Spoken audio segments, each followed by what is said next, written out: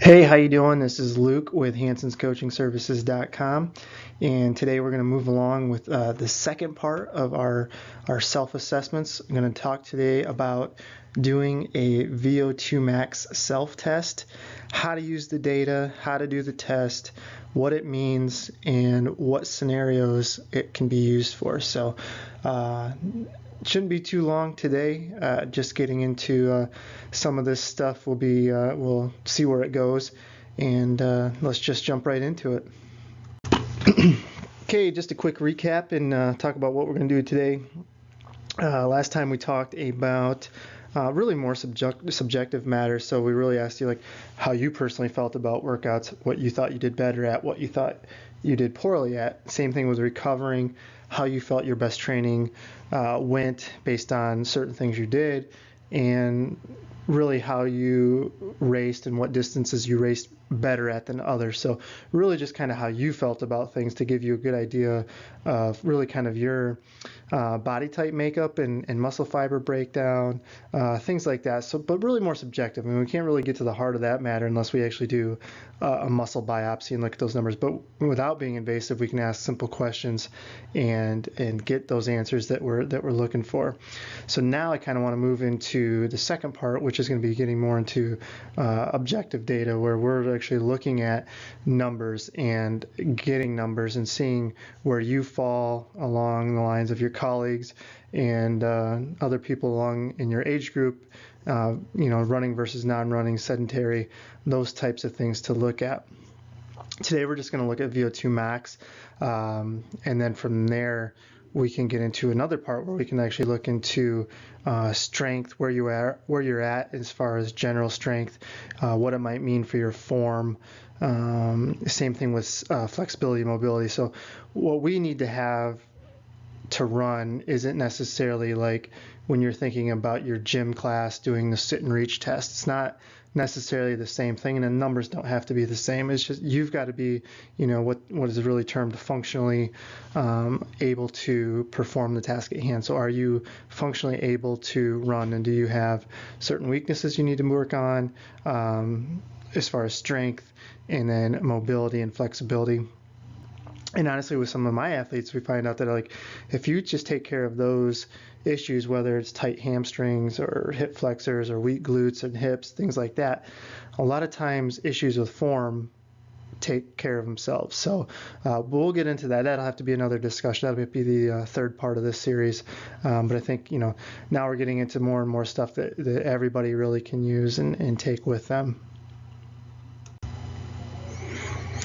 So looking at VO2 max, there's typically what people think of is getting on a treadmill, wearing a mask, and running all out till they think they're going to blow off the back end of a treadmill. And that's definitely part of it. And we've done that plenty of times in our office. And we can definitely do that. But for what you're finding out, you can do a lot of it on your own. And honestly, when I've done the testing with folks, the mask for them a lot of times is claustrophobic. It definitely takes a learning curve to do it, and it does for the test we're going to talk about too. But with that, we're talking about we charged almost $200 to do your VO2 max test, and we also would do another test along with it. And so you can definitely get valuable data. Don't get me wrong, and you definitely can. The problem is like, if you go to a personal training studio or something like that, a lot of times, the equipment's it's okay, but I've seen some stuff that's ridiculous as far as numbers they're giving out to people. And so you got to trust the accuracy on those as it is. So are you going to pay, $100 to $200 for something that's not even that accurate? Personally, I wouldn't want to. And it's not, part of it is just lack of education, I think, but the other part of it is that equipment just can't be readily purchased. The stuff that is out there that's for commercial use is good, and it's expensive. It's anywhere from $5,000 to $10,000 for a unit, but that's really pretty cheap compared to like something you'd find at a university where you're looking at something that's about $30,000. So there's a big difference in what you're getting. But then the flip side of that is if you go to a university, sometimes it's exponentially more to get it tested too, because they're going to run a gamut of tests. So there's pros and cons to each. But I think that you can get what you need out of a simple, quote unquote, simple 15-minute test. And if you followed me, that this is my kind of love-hate relationship with VO2max. To me, it's a ticket to the dance, but it's not a date to go with you, type of thing. So, but it can give you some very good information, especially for beginning runners. It can kind of give you an idea of where you're at. I like the modified bulky wear. It's from Dr. Joe Vigil. You can actually read about it in his book, Road to the Top, and this is where I get a lot of the information from that I use.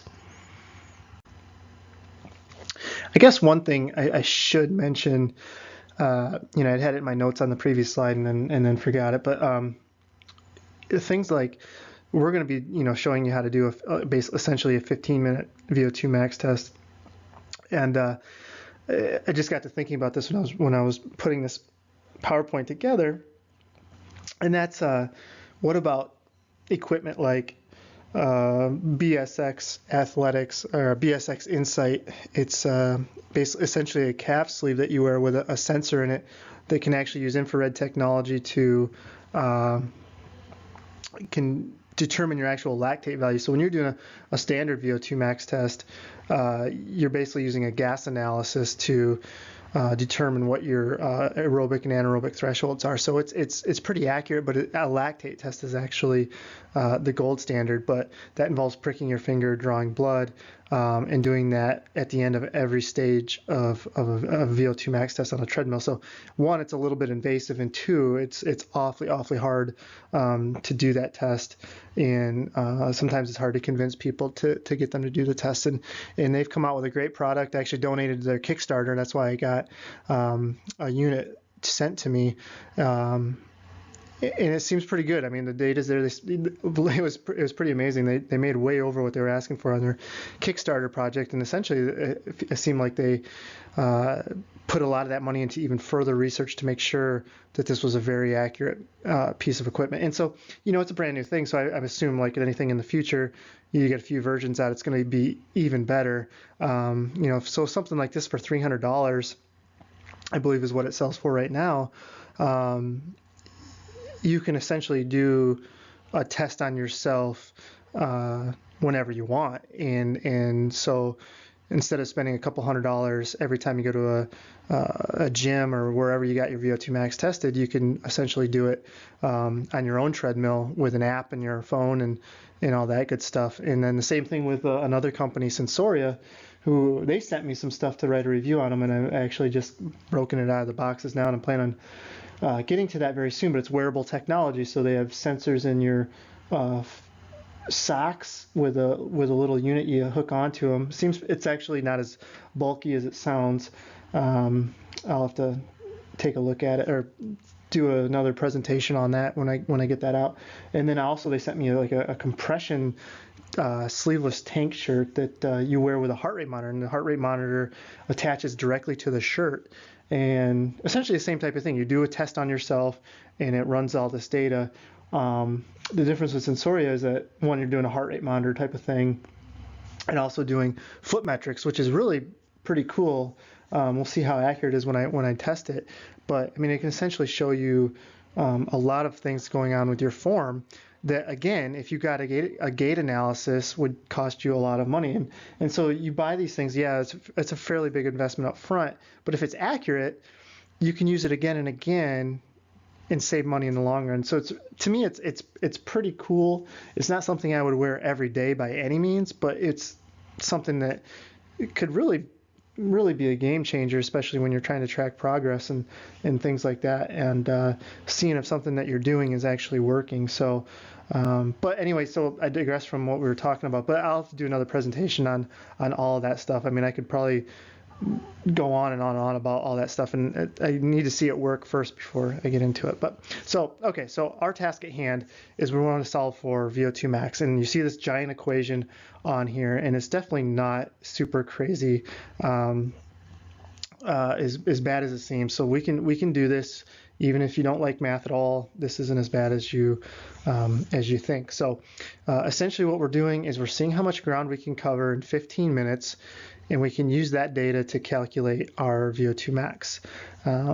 Based on some tests I've done with athletes, you definitely have to have a strategy, because you want to be running at the fastest over the last few minutes of the race, quote unquote, but the last few minutes of the 15 minutes on the track.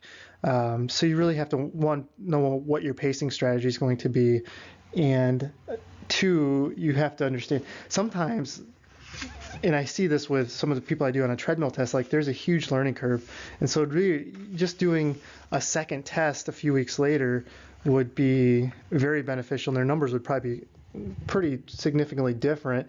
But the only problem is they would have to spend another, $125, $150 to do another test. So what I say for strategy is, if you're over a 25-minute 5K runner, start out at a pace between 5K and 10K pace for the first 8 minutes. So that's really what I'm trying to tell you, is start out at 10K pace for the first 8 minutes. And then from 8 to 13 minutes, get down to 5K pace and hold 5K pace. And then the last 2 minutes you want to be pretty much all out. So basically what you could run for an all out mile that last couple minutes. And that should be a pretty good strategy to do that. Essentially the same thing for advanced runners. So start out between 5K and 10K pace. Essentially you want to work from 10K pace to mile pace. But if you're a little bit on the slower side, then I would just be taking that time to get down to mile pace a little longer. So instead of running 10K pace for 5 minutes like an advanced runner would, maybe run 10K pace for a good 8 to 10 minutes, and then 3 minutes at 5K pace, and then 2 minutes at marathon or mile pace, and that'll be pretty solid test. But again, if you do it, try it once, and if you completely bomb it, then maybe try it again in another week and see how you do. Compare the results. I would say do it on a treadmill or a track. Treadmill is good because you can control the speed, and that's nice. The only problem is, I know a lot of people I work with, once you get going faster than 5K pace on a treadmill, you feel like you're going to blast off the end of that thing, and you don't want to do that. And so if you're not comfortable, you're not going to run as fast as you probably could. So that's the only con to doing it to the treadmill. Track is a little bit nicer because you can still control speed. You have a lot of checkpoints along the way that you can control how fast you're running.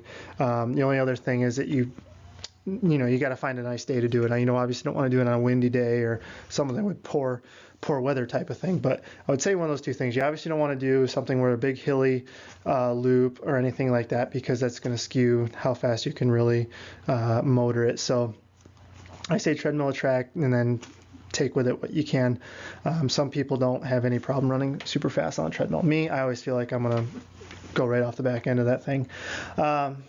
But ultimately what you're looking for is to tally the number of meters you run in 15 minutes. And that's why a track is nice. But you could also set you could set anything to meters or whatever, or kilometers, and get it the same thing. So just remember, one lap is 400 meters.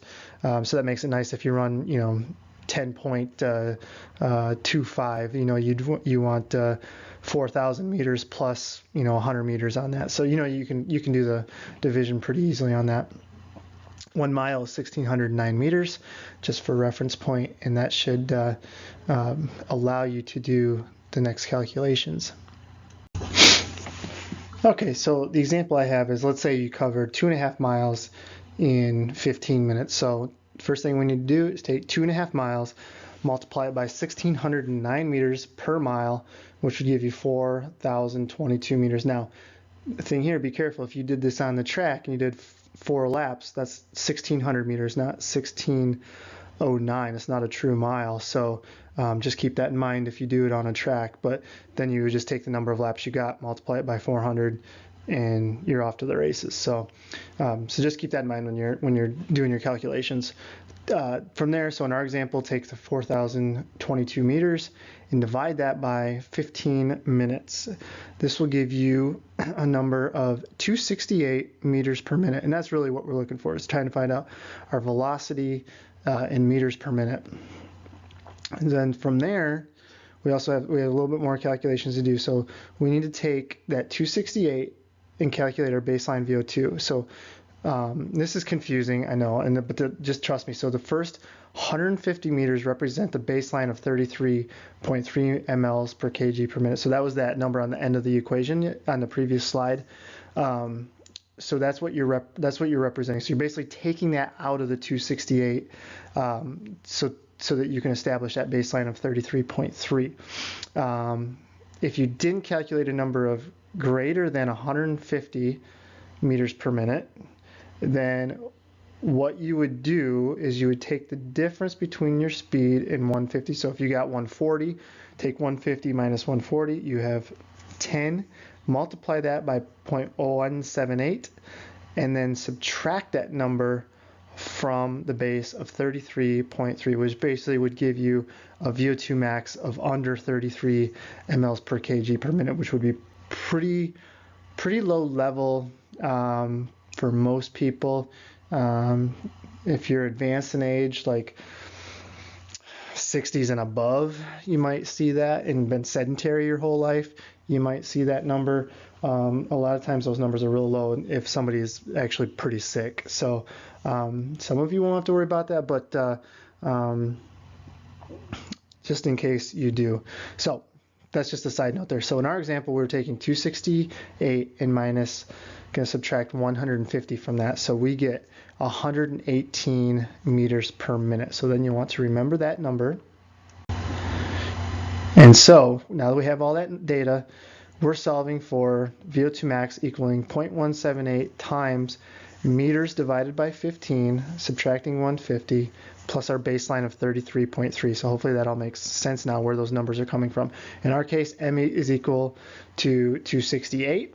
So then we would just start filling it in. So starting from start to finish, we go 0.178 multiplied by our total, which was 422 in the original example, divided by 15 minus 150 plus 33. So then we solve for the 422 divided by 15, we get our 268, and then we do our subtraction. 268 minus 150 is 118 meters per minute. Multiply that by 0.178, which is 21, plus 33 is our baseline, and we get 54 mLs per kg per minute, and that's our VO2 max. That is what our calculated VO2 max is.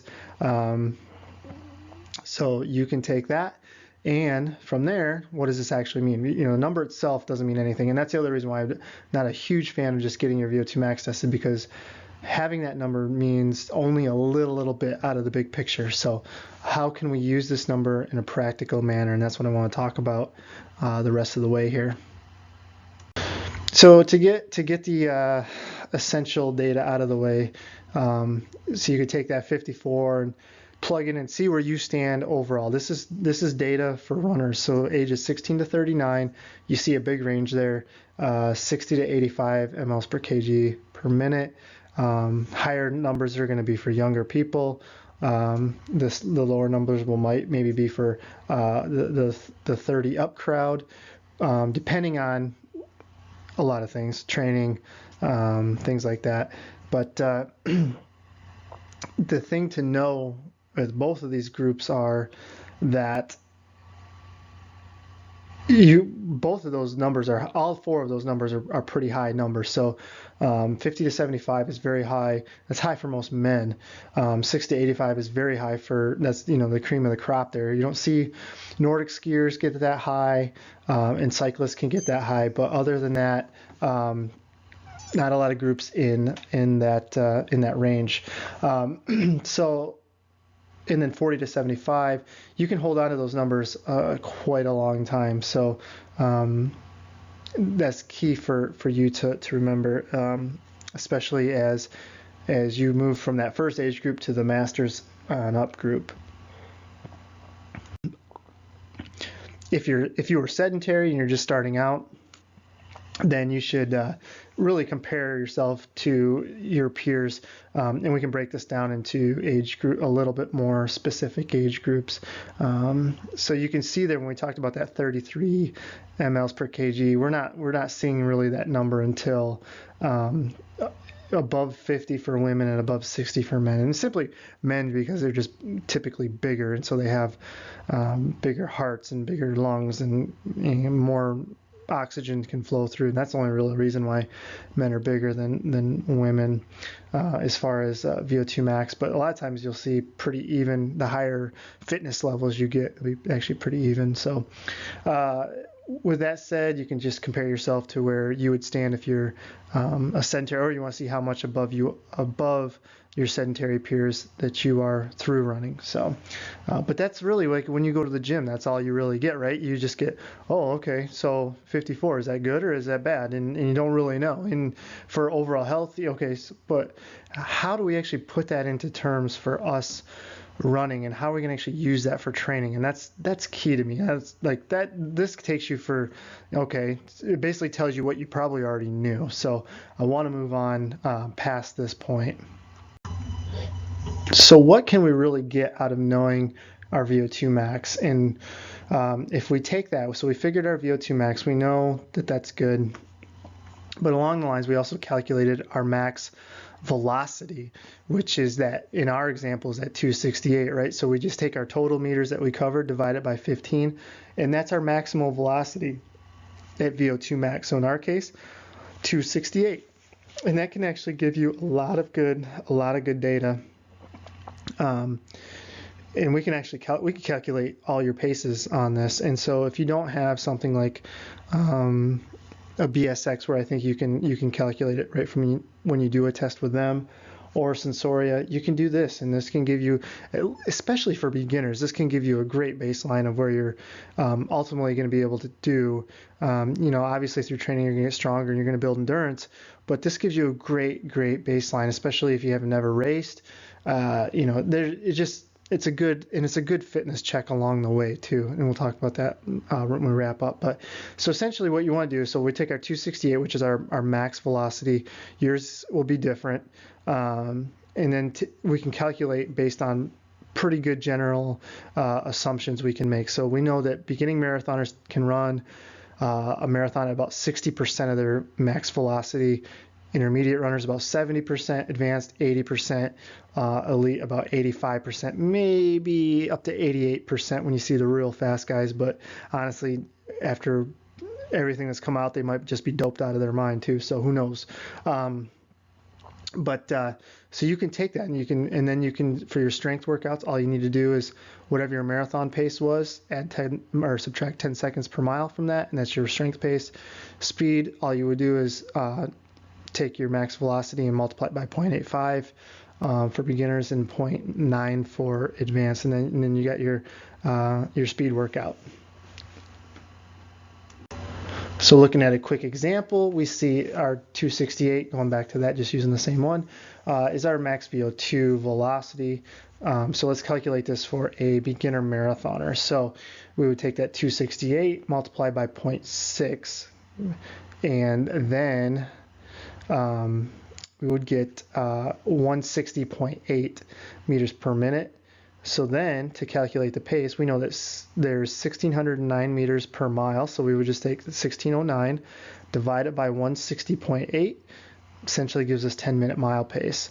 You might get a number like 9.75. Just take that 0.75, multiply it by 60, and that'll be your second. So it would be like 9.45 pace. So that's how you would calculate those fractions there. And then so in our case, this would be our theoretical marathon pace of 10-minute miles. So a little over 4 hours, I believe. And then that's the same format. Just use that same format for all your other paces. So in our example, 10 minutes would be marathon pace, so 950 would be strength pace. And then you would use 0.85 to multiply for speed work. And so you have the three major ones right there. For easy paces, just take that, whatever you get for marathon pace, add 1 to 2 minutes to it, and that gives you a range to run your easy runs in. And so there you go. Right off the bat, you have something that you can use for a good 4 to 6 weeks of training, and then possibly retest it after that. But we'll get into that in a second. So, but it's pretty easy. I mean, it's pretty simple stuff that we can do, and it's not something that's going to cost you a ton. Obviously, is getting tested more accurate? Absolutely. But for our purposes, this is within, 2 or 3% probably. So you're talking seconds on the mile, which is not a big deal.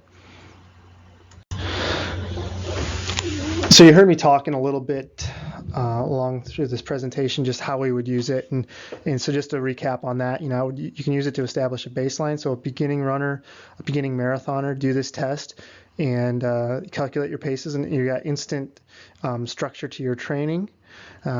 People can use it when they're coming back from a long layoff. They're starting to run again and they want a first workout to do. This would be a great first workout to do, just to establish where you're at. And then from there, maybe you can test it every 4 to 6 weeks. It takes, in general, it takes 4 to 6 weeks to adapt to training. So get into training for 4 to 6 weeks and then maybe test it again and see where you're at and see how well you're progressing, something in that situation. Maybe you have switched training methods. You've gone from like a low mileage program to a higher mileage program, and you want to see if it's actually working for you. You can do this test and see. And so then what you can do is test yourself and see what's going on and recalculate paces and all that good stuff. So lots of different ways you can do it. Again, I mean, it's not a standard workout. I mean, we do it when we did this. We would do it when we were doing the speed workouts at Dodge Park, local park here in suburbia of Detroit. We would do it at the beginning of the spring speed segments that we would do. People loved it, and want to give them a good baseline, and then maybe like halfway through the summer we would test it again and see where they're at, and then again maybe at the end of the season and see if they had improved, and so it was fun, but it's not something you need to do very often at all, and only in certain circumstances. So that's it for here. I mean, I think it's a pretty straightforward. One thing you probably do, going way back, sorry, I should have mentioned this sooner, is you definitely want to warm up. You want to treat this like a race. So you want to warm up like you're going to run a race and be ready to run hard for 15 minutes. You don't want to just show up at the track and do a 15-minute hard effort and get hurt. So treat it like a really hard workout, a race, warm up properly, and then do the 15-minute test. But I think it's a simple way. It's a reproducible way to get results, and you can get a lot of good information from it just from a 15-minute test. It's free, it's something that anybody can do, and start looking at ways to see where we're at. This is a good method. So from here, all we want to do is take this and then move forward to, maybe doing some assessments on running strength. Are we strong enough to run? What's our potential weaknesses? Are we having injuries? Maybe this can show us why we're getting those injuries. And then the same thing with running flexibility and mobility. Some really quick, easy, but very effective things that we can do to show you strengths and weaknesses, and really how you can improve your running without, gadgets and, all this other stuff that's going on now. So that's it for this lesson. I do have one more slide, and that's my shameless plug. So if you're watching this on YouTube or through the website, sign up for email updates on our site. We put out a lot of content. I mean, we put out a lot of good free stuff, I believe. It seems like people enjoy it. They don't tell me that they don't. And like us on Facebook, Hansons Coaching Services, look us up. Same thing with Twitter, or follow me on Twitter. And I think I actually probably put more on my Twitter account, my personal one, than the coaching one, because I already have a lot of social media and it's hard to keep track of it. I'm a social butterfly.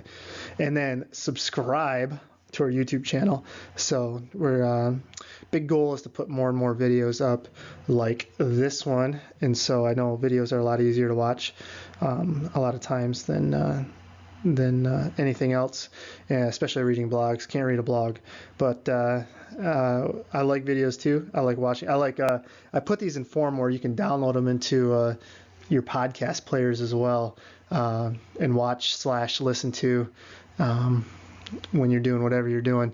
And then lastly, Hansons Marathon Method 2, the second edition, is on its way. We're going Renegade twice, people.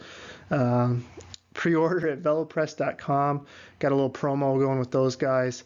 Use the code HCSPRE, and then I will send you a $20 off code for our video courses. So it's a lot. It's basically a lot of videos that are along the lines of the book. So it really follows along with the book.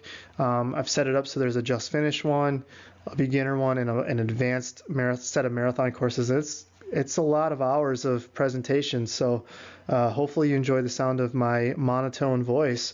But it's good stuff. It's good content. I think it is anyway, because I put a lot of time into it. And anyway, but little something for you guys, because I think that's a good resource to fall back onto. So with that, thanks so much for watching and listening, and I will talk to you later.